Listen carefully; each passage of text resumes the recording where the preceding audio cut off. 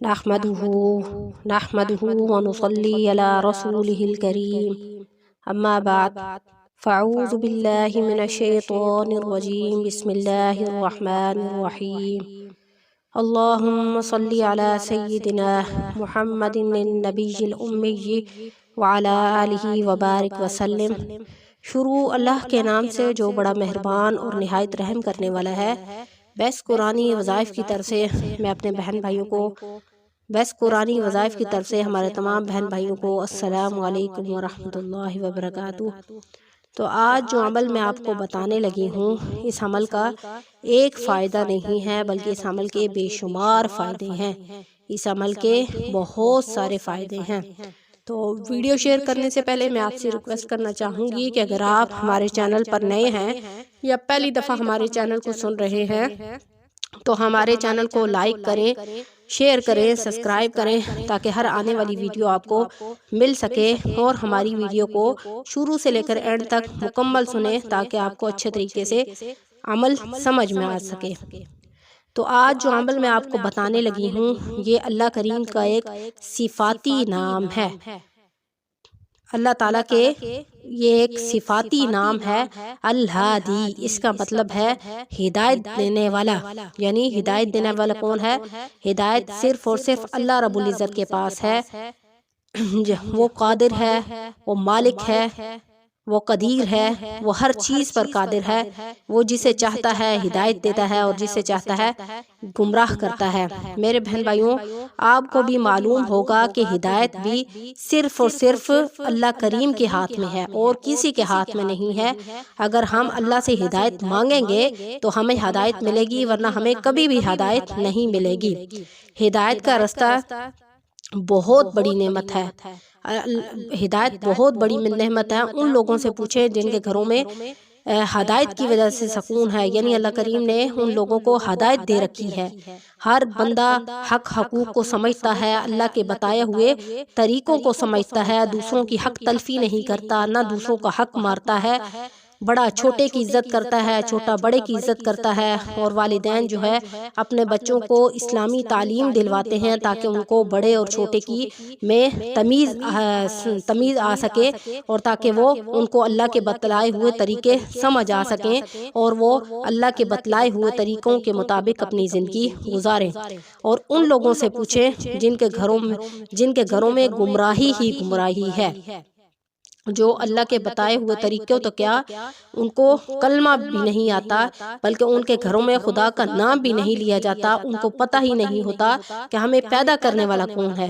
وہ دنیا داری میں اتنے مگن ہیں کہ ان کو زندگی کی نہ خبر ہے، نہ موت کی خبر ہے، نہ اچھے کی خبر ہے، نہ برے کی خبر ہے۔ ان کو وہ صرف نام کے مسلمان ہیں، بمشکل ان کو کلمہ آتا ہے۔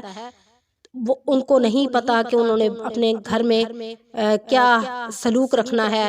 بات بات پر گالی گلوچ کرتے ہیں، مرد اپنی عورتوں پہ ظلم کرتے ہیں، ان کے حق حقوق پورے نہیں کرتے، ماں باپ کے حق حقوق پورے نہیں کرتے، ماں باپ کے ساتھ زیادتی کرتے ہیں، ظلم کرتے ہیں۔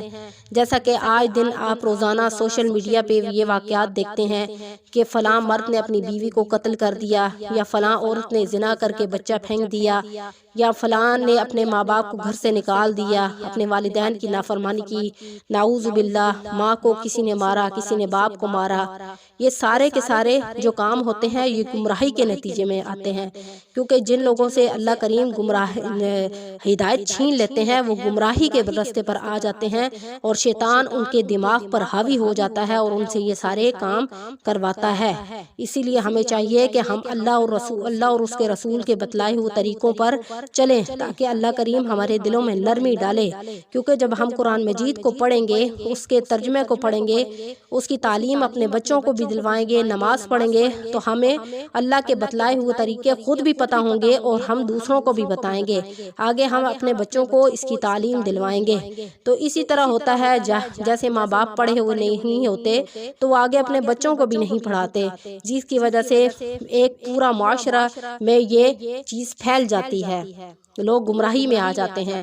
والدین وقتی تو مالی حالات کی وجہ سے، غربت کی وجہ سے اپنے بچوں کو اچھی تعلیم نہیں دلوا سکتے، تو جس کی وجہ سے وہ گمراہی میں چلے جاتے ہیں، ان کو صحیح اور غلط کی تمیز ہی نہیں رہتی۔ اسی لیے کہتے ہیں کہ آپ دنیاوی تعلیم تو اپنے بچوں کو حاصل کرواتے ہیں، لیکن اپنے بچوں کو دینی تعلیم بھی ضرور حاصل کریں۔ جیسا کہ آپ کو پتہ ہے کہ قرآن مجید میں اللہ پاک کا ارشاد ہے وَتُعِزُّ مَن تَشَاءُ وَتُذِلُّ مَن تَشَاءُ، یعنی بِيَدِهِ الْخَيْرُ وَهُوَ عَلَى كُلِّ شَيْءٍ قَدِيرٌ، یعنی اللہ تعالیٰ جسے چاہتا ہے عزت دیتا ہے اور جسے چاہتا ہے ذلیل کر دیتا ہے۔ بِيَدِهِ الْخَيْرُ، اسی کے ہاتھ میں ہے ساری خیریں، وَهُوَ عَلَى كُلِّ شَيْءٍ قَدِيرٌ، اور وہ ہر چیز پر قادر ہے۔ یعنی اللہ کریم کا ارشاد ہے کہ وہ جسے چاہتا ہے ہدایت دیتا ہے اور جسے چاہتا ہے وہ ذلیل کر دیتا ہے۔ بے شک ساری خیریں اسی کے پاس ہیں، بے شک وہ ہر چیز پر قادر ہے۔ تو کچھ لوگ ان آیت مبارکہ سے یہ بھی کہتے ہیں کہ جب ہدایت ہی اللہ کریم ہمیں نہیں دے گا تو وہ اسی کے ہاتھ میں ہے سارا کچھ، تو پھر ہمارا تو اس میں کوئی قصور نہیں ہے۔ حالانکہ یہ باتیں ساری غلط ہیں۔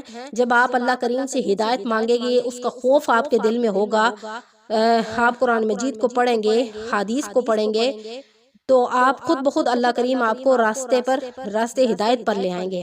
بے شک اگر آپ اللہ سے کوئی چیز مانگیں گے تو ایسا ہو نہیں سکتا کہ آپ کو وہ چیز نہ ملے۔ تو اگر آپ جو ہے، ایک تو اس عمل کا فائدہ یہ ہے کہ اس عمل سے آپ کو اللہ کریم جو ہے ہدایت نصیب کریں گے، ٹھیک ہے۔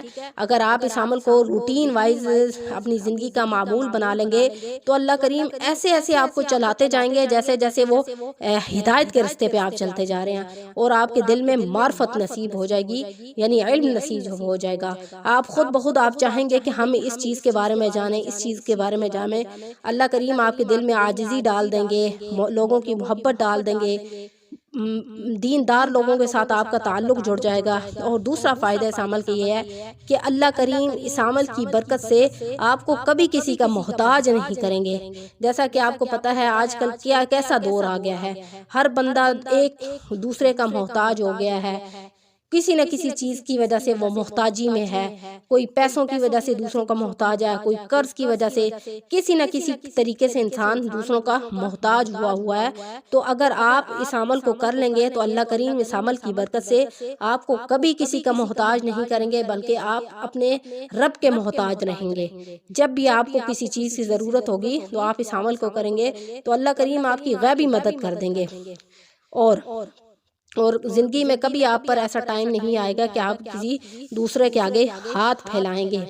اور تیسرا اس عمل کا فائدہ یہ ہے کہ جب بھی زندگی میں آپ پر کوئی بھی مشکل آ جائے، یعنی کوئی بھی مشکل آ جائے، مشکل ہر طرح کی ہو سکتی ہے، آپ کسی مشکل میں پھنس سکتے ہیں، رستے میں پھنس سکتے ہیں، کوئی ناگہانی آفت آ سکتی ہے، غرض کے ہر قسم کی مشکل کے لیے اگر آپ اس عمل کو کر لیں گے تو اللہ کریم آپ کی اس مشکل کو منٹوں میں حل کر دیں گے۔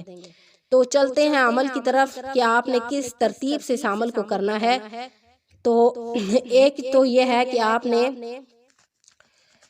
ہاتھ اٹھا کر آسمان کی طرف منہ کر کے کثرت کے ساتھ یا ہادی یا ہادی اس کو پڑھنا ہے، ٹھیک ہے۔ جب آپ تنہائی میں بیٹھے ہوں اور آپ وظیفہ کرنا چاہیں، اس وظیفے کا کوئی ٹائم مقرر نہیں ہے، یہ جو پہلا فائدہ میں آپ کو بتا رہی ہوں، آپ کیا کرنا ہے، آپ نے ہاتھ اٹھا کر آسمان کی طرف منہ کر کے کثرت کے ساتھ یا ہادی اس کو پڑھنا ہے، اور آخر میں ہاتھ پورے چہرے پر پھیر لینا ہے۔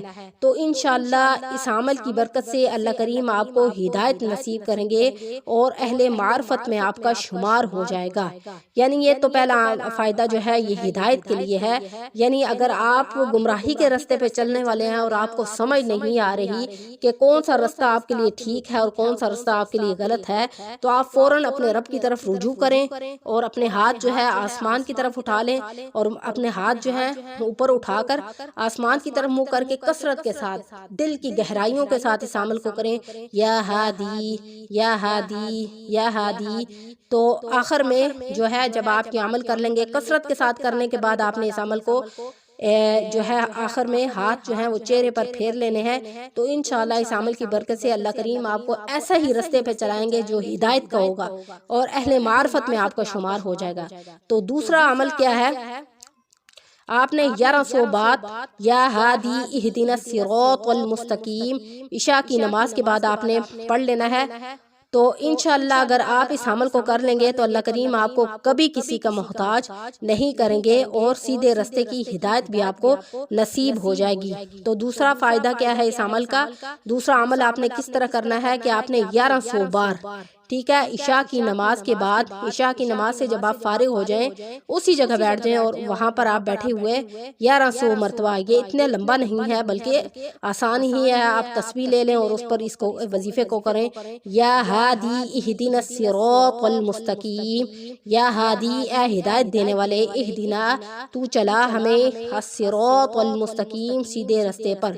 تو آپ نے ایسے کرنا ہے کہ عشاء کی نماز کے جب آپ پڑھ لیں گے تو آپ اسی جگہ بیٹھ کر اس عمل کو کریں۔ جب آپ کو کسی چیز کی ضرورت ہو اور آپ سوچیں کہ میں اس چیز کو کیسے کسی سے حاصل کروں، تو آپ جب اس عمل کو کریں گے تو اللہ کریم آپ کی غیبی مدد کر دیں گے اور آپ کو کبھی کسی کے آگے ہاتھ نہیں پھیلانے پڑیں گے اور کسی کے آگے محتاج نہیں ہونا پڑے گا۔ اور اس عمل سے صرف محتاجی دور نہیں ہوگی بلکہ آپ کو سیدھے راستے کی ہدایت بھی نصیب ہو جائے گی۔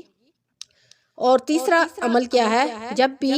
جب بھی آپ پر کوئی مشکل پیش آئے تو آپ سب سے پہلے کیا کریں؟ 2 رکعت نماز پڑھیں اور دونوں رکعتوں میں سورۃ فاتحہ کے بعد آپ نے سورۃ اخلاص پڑھنی ہے اور سلام کے بعد، ٹھیک ہے، دونوں رکعتوں میں آپ نے ایک ہی سورت پڑھنی ہے، سورۃ اخلاص، اور سلام کے بعد یہ اسم ایک سانس میں جس قدر ہو سکے آپ نے پڑھنا ہے، اور جب سانس ٹوٹ جائے تو فوراً آپ نے دعا مانگ لینی ہے۔ تو سانس ٹوٹنے کے بعد جب آپ دعا مانگیں گے تو آپ کی دعا جو ہے وہ قبول ہوگی۔ وہ کیا ہے کہ جب آپ دیکھیں کہ آپ کسی مشکل میں پھنس گئے ہیں یا آپ کے گھر پر کوئی ایسی مشکل آ گئی ہے جس کا کوئی رستہ نہیں نکل رہا، تو فوراً آپ اپنے رب کی طرف متوجہ ہوں، وضو کریں اور 2 رکعت نماز پڑھیں اور دونوں رکعتوں میں پہلے سورۃ فاتحہ پڑھیں اور اس کے بعد سورۃ اخلاص پڑھیں اور پھر اس کے بعد سلام پھیریں۔ سلام پھیرنے کے فوراً بعد آپ نے ایک ہی سانس میں جس قدر ہو سکے آپ یا ہادی یا ہادی یا ہادی یہ پڑھنا ہے، اور جب سانس ٹوٹ جائے تو اس کے بعد فوراً آپ نے دعا مانگنی ہے۔ تو انشاءاللہ جب آپ اس عمل کے بعد آپ دعا مانگیں گے تو اللہ کریم آپ کی دعا جو ہے وہ ضرور قبول کریں گے۔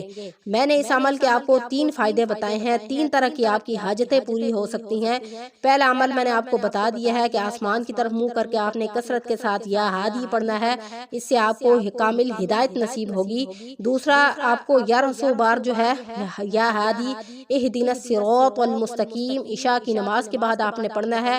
اگر آپ کو محتاجی محسوس ہو رہی ہو کہ آپ کو کوئی چیز ضرورت ہے تو آپ فوراً اس عمل کو کریں تو اللہ کریم آپ کو کبھی کسی کا محتاج نہیں کریں گے اور سیدھے راستے کی ہدایت بھی آپ کو نصیب ہوگی۔ تیسرا یہ ہے کہ جب آپ دیکھیں کہ آپ کسی مشکل میں پھنس گئے ہیں تو فوراً اپنے رب کی طرف رجوع کریں، 2 رکعت جو ہے نماز ادا کریں اور پھر اس کے بعد دونوں رکعتوں میں سورۃ فاتحہ کے بعد سورۃ اخلاص پڑھیں اور سلام کے بعد یہ اسم یا ہادی یا ہادی یا ہادی اس کو ایک سانس میں جس قدر ہو سکتا ہے آپ پڑھیں، اور جب سانس ٹوٹ جائے تو فوراً دعا مانگیں۔ تو انشاءاللہ اس عمل کی برکت سے اللہ کریم آپ کی دعا کو قبول فرمائیں گے۔ تو انشاءاللہ امید ہے کہ آپ اس عمل کو خود بھی اپنی زندگی کا معمول بنائیں گے اور آگے بھی لوگوں کو فارورڈ کریں گے تاکہ اور لوگ بھی اس عمل سے مستفید ہو سکیں۔ تو انشاءاللہ نیکسٹ ویڈیو کے ساتھ آپ کی خدمت میں حاضر ہوں گے۔ وآخر دعوانا ان الحمد للہ رب العالمین۔ السلام علیکم ورحمۃ اللہ وبرکاتہ۔